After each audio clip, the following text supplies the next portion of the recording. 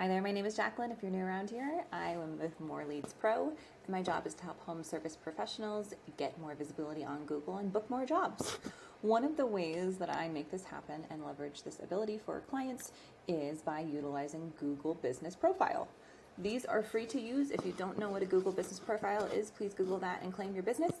I assume that 98% of you have done so, and I want to just give you a quick blurb of a feature that you might not know of that is on your Google Business Profile. On the dashboard that you have access to as the business owner, it'll look something like this.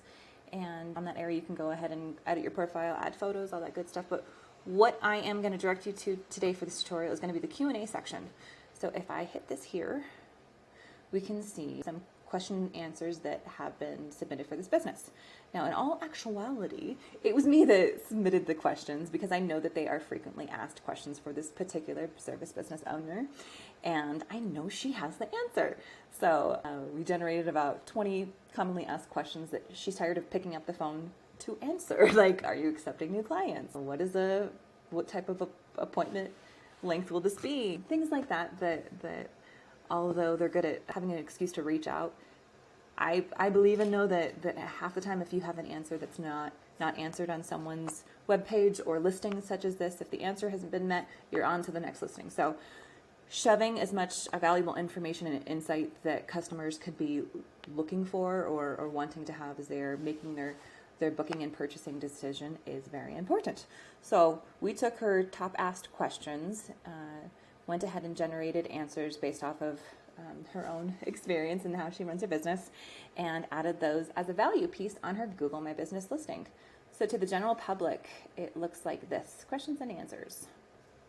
See all the questions. What type of services do you offer? How do I choose the right service? Blah, blah, blah. Now, how this would relate to your home service business would be: are you licensed and insured? Do you work on residential or commercial properties? Are you currently taking on new customers?